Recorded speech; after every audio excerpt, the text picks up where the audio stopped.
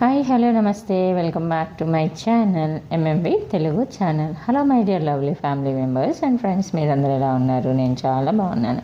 మీరు కూడా చాలా బాగున్నారని, బాగుండాలని మనస్ఫూర్తిగా దేవుణ్ణి కోరుకుంటున్నాను. ఈరోజు మనం నీరజ పార్ట్ 4లోకి వచ్చాము. కథలోకి వెళ్ళే ముందు నేను మీకు ఒక విషయం చెప్తానండి. నేను సొంతంగా రాసుకొని చదివి వినిపించిన స్టోరీసు అండ్ ఇలాగా వేరే వాళ్ళు రాసినవి చదివి వినిపించిన స్టోరీసు, అలానే సింగిల్ కథలు, వీటి అన్నిటి లింక్స్ నేను డిస్క్రిప్షన్లో ప్లేలిస్ట్ వైజ్గా ఇచ్చాను. ఒకసారి ఇంట్రెస్ట్ ఉంటే చెక్ చేసేయండి, ఓకేనా? ఇంకా కథలోకి వెళ్ళిపోదాము. ప్రభుకి యాక్సిడెంట్ అయ్యింది కదా, ఇంకా తను ఎప్పుడు హాస్పిటల్ నుంచి డిశ్చార్జ్ అవుతాడో కనుక్కుంటాను అని చెప్పింది. ఇక కార్ డ్రైవర్ సడన్ బ్రేక్ వేయటం వల్ల ప్రభు ప్రాణాలకి ప్రమాదం లేకపోయింది, కానీ దెబ్బలు మాత్రం బాగానే తగిలాయి. కారులో ఉన్న వ్యక్తి నీరజకు సహకరించి ప్రభువుని హాస్పిటల్లో చేర్పించాడు. డాక్టర్ రౌండ్స్కి వచ్చినప్పుడు ప్రభువుని ఎప్పుడు డిశ్చార్జ్ చేస్తారని అడిగింది నీరజ. 2-3 రోజుల్లో వెళ్ళిపోవచ్చు, కానీ ఈయనకు గుండె దగ్గర బలమైన దెబ్బ తగిలింది. ఆ కారణంగా ముందు ముందు ఎప్పుడైనా గుండె నొప్పి రావచ్చును, కొంచెం జాగ్రత్తగా చూసుకుంటూ ఉండాలి అని అన్నాడు. డాక్టర్ వెళ్ళిపోయాక నీరజతో అన్నాడు విన్నావుగా, నాకు గుండె నొప్పి రావచ్చుటట, నన్ను విడిచిపెట్టి వెళ్ళవుగా అన్నాడు. కన్నీళ్ళు ఆపుకుంటూ వెళ్ళను అన్నట్లు తల ఆడించింది నీరజ. లక్ష్మీదేవి ఏది జరగకూడదని 1000 దేవుళ్లకు మొక్కుకుంటుందో అదే జరిగింది. ప్రభు నీరజతో కలిసి ఇంటికి వచ్చారు. చలనం లేని బొమ్మలా నిలబడిపోయింది. అమ్మా, నీరజ కనిపించింది. రానంటే రానంది. మన నీరజ మన దగ్గరికి రాకపోవు ఏమైపోతుందమ్మా? నేను బలవంతంగా పేలవమైన నవ్వుతో సంజాయిషి ఇచ్చుకుంటున్నట్లు, నచ్చ చెబుతున్నట్లు ఏదో అనబోతున్న ప్రభు మాటలు లక్ష్మీదేవి గిర్రన తిరిగి లోపలికి వెళ్ళిపోవడంతో ఆగిపోయాయి. దిగులుగా తనను చూసే నీరజ చెయ్యి గట్టిగా పట్టుకొని లోపలికి నడిపించుకొని వెళ్ళాడు ప్రభు. క్షణాల్లో నీరజ అక్కడికి వచ్చిన వార్త చుట్టుపక్కల ఇళ్లకు వ్యాపించింది. అందరూ చేస్తున్న పనులు అలాగే వదిలేసి లక్ష్మీదేవి ఇంటికి చేరుకున్నారు. నీరజ గదిలోకి పారిపోయి తలుపు గట్టిగా బిగించుకుంది. అమ్మలక్కలకు లక్ష్మీదేవి మాత్రమే దొరికింది.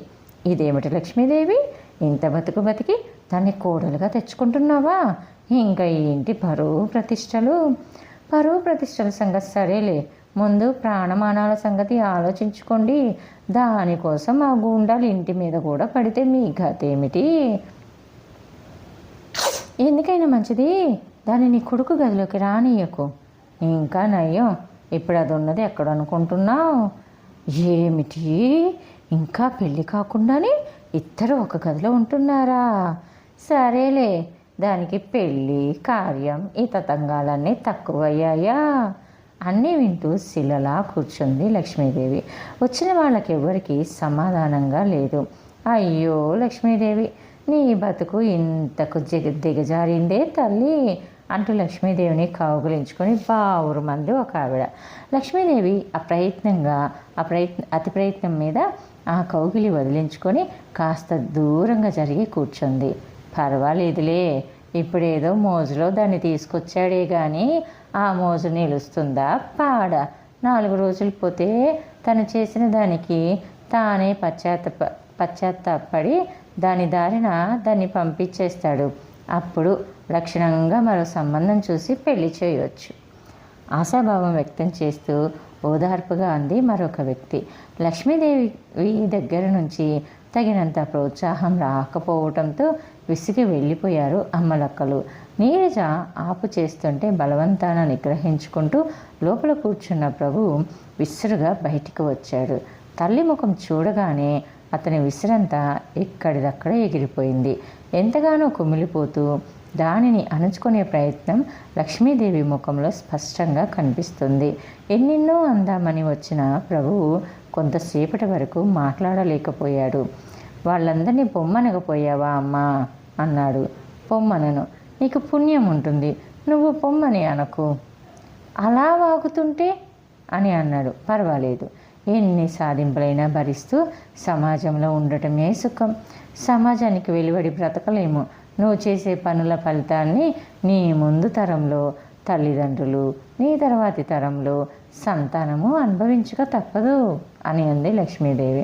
లక్ష్మీదేవి అంత శాంతంగా దృఢంగా మాట్లాడుతుంటే ప్రభువు మనసులో ఏదో అవ్యక్తమైన భయం కలిగింది కొంచెంసేపు. అప్పుడే పేకాటలో నుంచి వచ్చాడు చంద్రశేఖరరావు. యారా ప్రభు, నీరజం తీసుకొచ్చావా? వీల్లేదు, ఆ చెడిపోయిన దాన్ని మన ఇంట్లో ఉంచడానికి వీల్లేదు అన్నాడు గట్టిగా అరుస్తూ. ఏనాడు ఇంటి బాధ్యత పట్టించుకోకుండా తను చెమటోడ్చి సంసారం నడుపుతుంటే విలాసాల్లో మునిగి తేలుతూ ఈనాడు ఇలా ఆజ్ఞాపిస్తున్న తండ్రిని చూస్తుంటే జుగుప్స కలిగింది ప్రభుకి. ఈ ఇంటి కోడలు ఈ ఇంట్లో ఉండక ఎక్కడికి వెళ్తుంది అన్నాడు. ఈ ఇంటి కోడలా? దాన్ని పెళ్లి చేసుకుంటావా? అలా జరగడానికి వీల్లేదు అన్నాడు. నేను తప్పకుండా నీరజను పెళ్లి చేసుకు తీరుతాను అన్నాడు ప్రభు. ఈడియట్, కానీ పెంచి ఇంత వాణ్ణి చేసినందుకు ఇదా నువ్వు చూపించే కృతజ్ఞత అన్నాడు తండ్రి. ప్రభువులో సహనం నశించిపోయింది. మీరు కనబోయే ముందు నన్ను అడిగి ఉండవలసింది. కన్నంత మాత్రాన ఎదిగాక కూడా వ్యక్తిత్వం పెంచుకోకుండా మీకు బానిసల పడి ఉండలేనని నన్ను కనవద్దని చెప్పి ఉండేవాణ్ణి అన్నాడు ప్రభు. వెటకారంగా బిత్తరపోయి చూశాడు చంద్రశేఖరరావు. లక్ష్మీదేవి సహించలేకపోయింది. అవును ప్రభు, పెద్దవాడివయ్యావు. నిన్ను శాసించే అధికారం మాకు లేదు. బయటికి పోయి మా బతుకులు మేము బతకగలిగే సామర్థ్యమూ లేదు. దయతలిచి గుప్పెడు మెతుకులు పడేస్తున్నావు. తిని పడి ఉండక నీకు బుద్ధులు చెప్పటం కూడానా? క్షమించు అంటూ భర్త చేయి పట్టుకొని లోపలికి లాక్కుపోయింది. ప్రభుకి తల తిరిగిపోయినట్లయింది. నీరజకు పిచ్చెక్కినట్లు అవుతుంది. నేను వెళ్ళిపోతాను ప్రభు అంది బతిమాలుతున్నట్టుగా. నీరజ 2 చేతులు గట్టిగా పట్టుకున్నాడు. వద్దు, ఆ మాట మాత్రం అనకు. ఈ బాధలన్నీ నీతో కలిసి సుఖంగా అనుభవించగలను. నువ్వు వెళ్ళిపోతే మాత్రం నరకమే నాకు. లక్ష్మీదేవికి వంట పనుల్లో సాయం చేయటం మొదటి నుంచి అలవాటే నీరజకు. ఎప్పటిలా వంటలో సాయం చేయబోయింది. వద్దులే, నువ్వు కూర్చో, నేను చేసుకోగలను మామూలుగా అంది లక్ష్మీదేవి. లక్ష్మీదేవిలో తన పట్ల వెనుకటి ఆదరాభావం లేదని అర్థమైనా తానే కల్పించుకొని కూడా తిరుగుతుంది నీరజ. నువ్వే కూర్చో అత్తయ్య, ఈ మాత్రం వంట నేను చేయలేనా? ఇంచుమించు బలవంతంగా వంటలో జొరబడింది నీరజ. లక్ష్మీదేవి వంటిల్లు వదిలి బయటకు వచ్చేసింది. నీరజ వంటంతా చాలా చక్కగా చేసింది. కానీ ఆ రోజు లక్ష్మీదేవి అన్నం తినలేదు. ఒంట్లో ఏదోగా ఉంది. అన్నం తినాలని లేదు అంది. డాక్టర్ని పిలుచుకురానా అంది నీరజ. ఈ మాత్రం దానికి డాక్టర్ ఎందుకు? కళ్ళు మూసుకొని పడుకుంటే అదే తగ్గిపోతుంది. పోనీ పాలు తాగత్తయ్యా. తీసుకురా విసుగ్గా అంది లక్ష్మీదేవి. ఆ మన్నాడు అలాగే జరిగింది. ఆ రోజు పక్కింటి పిన్ని గారు లక్ష్మీదేవిని చూడ్డానికి వచ్చింది. అలా ఉన్నావే, చాలా నీరసంగా అంది. 2 రోజుల నుంచి అన్నం తినటం లేదు అని చెప్పింది నీరజ. పిన్నిగారు లక్ష్మీదేవి నుదురు చెంపలు ముట్టుకు చూసి ముఖం చిట్లించింది. వంట ఎవరు చేస్తున్నారు? నువ్వేనా అంది నీరజతో. అవును అంది నీరజ తెల్లబోతూ. పక్కింటి పిన్నిగారు వెంటనే ఇంటికెళ్ళి ఒక క్యారియర్లో భోజనం సర్ది తీసుకొచ్చి లక్ష్మీదేవిని బలవంత పెట్టి దగ్గరుండి తినిపించింది. నీరజకు అప్పటికి అర్థమయ్యింది. నిర్ఘాంతపోయింది. ఆ మన్నాడు నీరజ తనే లక్ష్మీదేవితో, అత్తయ్య వంట నువ్వే చేసుకో, నేనేమీ ముట్టుకోను అంది. లక్ష్మీదేవి ఏమీ మాట్లాడలేదు. వంటింట్లోకి నడిచింది. లక్ష్మీదేవి వంట పూర్తి చేసి ప్రభువుకు చంద్రశేఖరరావుకి వడ్డించి తాను పెట్టుకు తిన్నాక నీరజ తినేది. ఒకరోజు లక్ష్మీదేవి వంట ఇంకా పూర్తి కాకుండానే పొరుగింట్లో ఎవరో సత్యనారాయణ వ్రతమని తీసుకెళ్లారు. ప్రభుకి ఆఫీస్కి టైం అయిపోయింది. నీరజ టైం అయిపోయింది, వడ్డించు అన్నాడు. ఏదో పుస్తకం చదువుకుంటున్న నీరజ తలెత్తి అమాయకంగా చూసింది. ఆలోచిస్తావేమిటి, త్వరగా వడ్డించు అన్నాడు. నీరజ నవ్వడానికి ప్రయత్నిస్తూ, అబ్బా నేను ఈ పుస్తకం వదలలేను, నువ్వు పెట్టుకు తిందు అంది. విస్తుపై చూశాడు ప్రభు. నీరజ చేతిలో నుంచి పుస్తకం లాగి అవతల పారేశాడు. చాలే, త్వరగా పెట్టు అన్నాడు. ఏమిటా మొండితనం, ఒకరోజు పెట్టుకు తింటే అరిగిపోవులే అని అంది. అదేం కుదరదు, పెట్టవలసిందే అన్నాడు ప్రభు. నేను పెట్టను అని అంది. పెట్టవు? పెట్టను. అయితే సరే, నేను అన్నం తినకుండానే వెళ్ళిపోతాను. కోపంగా బూట్లు తొడుక్కొని ప్రయాణమయ్యాడు. ఎప్పటికప్పుడే నీరజ తనను ఆపు చేస్తుందని ఆశతో ఎదురుచూసి నీరజ చలనం లేని బొమ్మలా కూర్చునేసరికి కోపంగా వెళ్ళిపోయాడు. తర్వాత కంగారు పడుతూ వచ్చింది లక్ష్మీదేవి. నీరజను చూసి ప్రభు వెళ్ళిపోయాడా అంది. వెళ్ళిపోయాడు అంది. అన్నం తినలేదా? పెట్టమన్నాడు, నేను పెట్టలేదు. నన్ను పిలవకపోయావా? పూజ జరుగుతున్న చోటికి నేను రావచ్చునా? దేవుడు మైలుపడిపోడా అని అడిగింది. లక్ష్మీదేవి మాట్లాడకుండా వెళ్ళిపోయింది. ఆవిడ కూడా అన్నం తినలేదు. చేతులలో ముఖం దాచుకొని ఏడుస్తున్న నీరజ తల మీద చెయ్యి పడేసరికి ఉలిక్కిపడి తలెత్తి ప్రభువుని చూసి గబగబా కళ్ళు తుడుచుకుంది. ఆఫీస్కి వెళ్ళాడే కానీ ప్రభు స్థిమితంగా ఉండలేకపోయాడు. నీరజ అహంకారంతో తనకు వడ్డించలేదని అనుకోలేకపోయాడు. అక్కడ ఉండలేకపోయాడు. అతడు అనుమానించినట్టే నీరజ ఏడుస్తుంది. అన్నం పెట్టకుండా పంపించి తీరిగ్గా ఏడుస్తూ కూర్చో, బుద్ధి లేకపోతే సరే, ఇప్పుడైనా పెట్టు అన్నాడు. నీరజ గబగబా కళ్ళు తుడుచుకొని అత్తయ్య, ప్రభు వచ్చాడు, అన్నం పెట్టండి అంది. అప్పటికి ప్రభువుకి అర్థమైంది. నీరజ అన్నాడు ఆశ్చర్యంగా. పొంగి వచ్చే దుఃఖాన్ని అణుచుకుంటూ తల తిప్పుకుంది నీరజ. 2 చేతులు చాపి ఓదార్పుగా నీరజను తన గుండెల్లోకి తీసుకున్నాడు ప్రభు. సుశీల గర్భవతి అయింది. ఆ గర్భాన్ని కాపాడుకోవటానికి సుశీల చాలా యాతన పడవలసి వచ్చింది. నేను మీకు ఒక అపురూపమైన కానుక ఇవ్వబోతున్నాను అంది సుశీల. నువ్వు కానుక ఇస్తావా? ఆశ్చర్యంగా అడిగాడు బాలు. మీకు కానుక ఇయ్యగలిగే శక్తి లేని నిర్భాగ్యురాలేనని కదూ అని అంది. అది కాదు, ఇయ్యగలిగినంత ఇచ్చావు. ఈ జీవితంలో మరెక్కడ నేను పొందలేని ఆనందాన్ని నీ దగ్గర పొందగలిగాను. అంతకు మించిన కానుక ఇయ్యగలవా అని అన్నాడు. అంతకు మించిందే అని అంది. ఏమిటో అది అని అన్నాడు. అల్లరి అబ్బాయి కావాలా, అందాల పాపాయి కావాలా అని అడిగింది. ఏమిటి నువ్వనేది అన్నాడు బాలు. నా మాటల్లో మీకు నమ్మకం లేదా? ఈ సంతానం మీదేనని అనుకోలేరా అని అంది. అది కాదు, లాభం లేదు సుశీల, ఇది పోయే మార్గం. చూడు. సుశీల కళ్ళనీళ్లతో రోషంగా చూసింది. పోయే మార్గం చూడనా? ఎంత కష్టపడి దాన్ని నిలుపుకున్నానో మీరు ఊహించగలరా అని అంది. ఆ సంతానం ఎక్కడ పెరుగుతుంది, ఎలా పెరుగుతుంది అని అడిగాడు. ఆ భయం నాకు లేదు. ఇది నా మనసులో చిగురించిన పవిత్రమైన ప్రేమ ఫలం. మనుషులలో మంచితనం ఎప్పటికీ నాశనం కాదని రుజువు చేస్తూ నా బాబు తప్పకుండా హాయిగా పెరుగుతాడు. మీరేం భయపడకండి. నా శిశువు బరువు బాధ్యతలేమీ మీ మీద పెట్టను అంది. బాలు చిత్రంగా నవ్వాడు.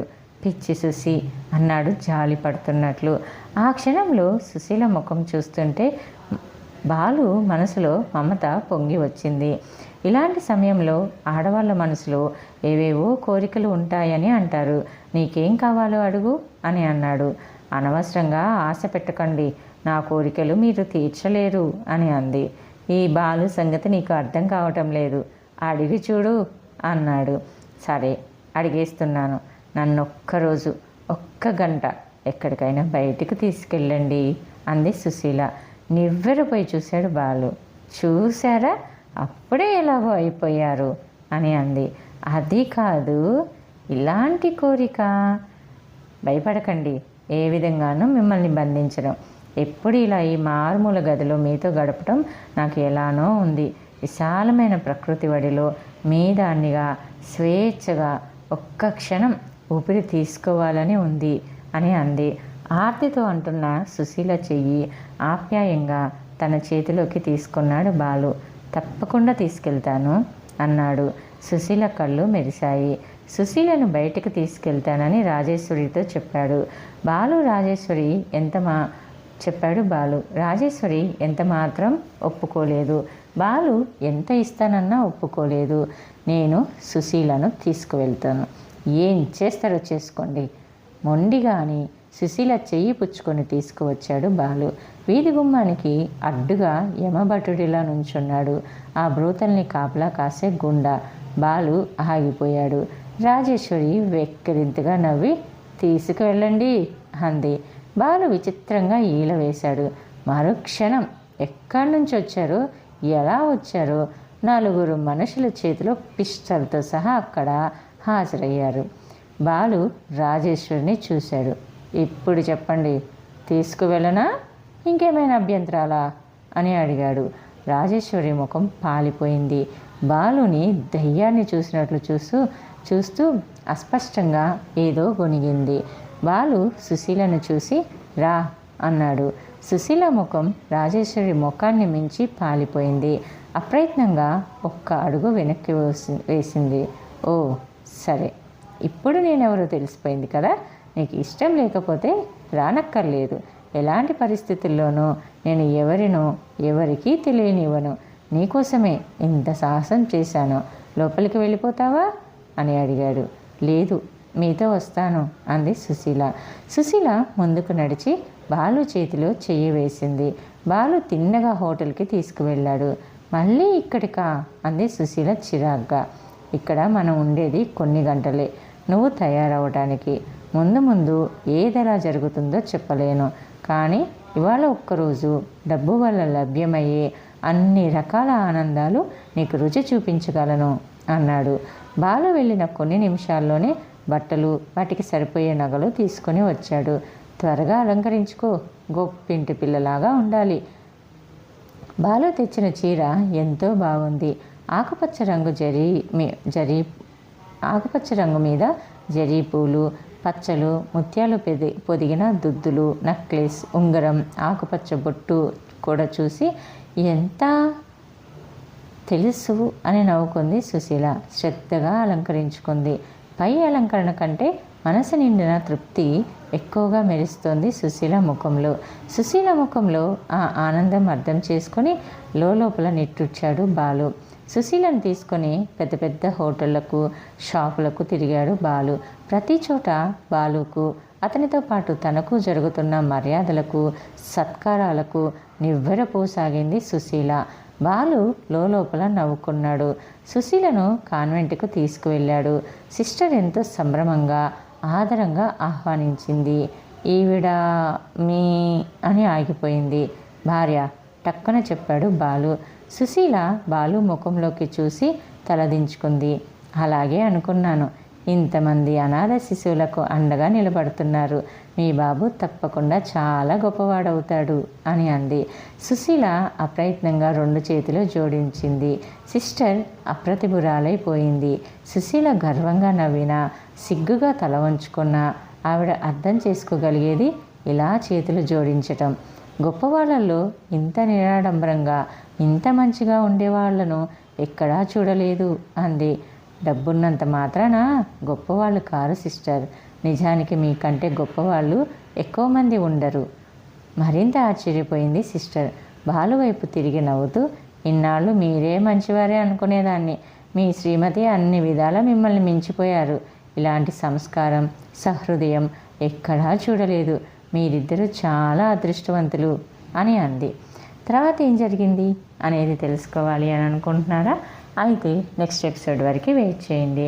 అలానే ఇలా కథలు వినే అలవాటు మీ ఫ్రెండ్స్ అండ్ ఫ్యామిలీ మెంబర్స్లో ఎవరికైనా ఉంటే ఇది ఫార్వర్డ్ చేయండి. ఓకేనా? ఇంతవరకు విన్నందుకు థ్యాంక్స్ ఫర్ ద వాచింగ్. ఇక్కడ దాకా విన్నారంటే మీకు స్టోరీ నచ్చింది కదా. అయితే చిన్న లైక్ ఇవ్వండి. నా మిగతా కథలకు సంబంధించిన లింకులు కింద డిస్క్రిప్షన్లో ఇస్తాను. అవి కూడా చెక్అవుట్ చేసి మీకు నచ్చితే నా ఛానల్ని సబ్స్క్రైబ్ చేసుకొని మీ అమూల్యమైన సపోర్ట్ని నాకు అందించి నన్ను మరింత ముందుకు తీసుకెళ్ళగలరని మనస్ఫూర్తిగా కోరుకుంటున్నాను. ఓకేనా? Thanks for the watching. Bye bye. Take care. See you soon again.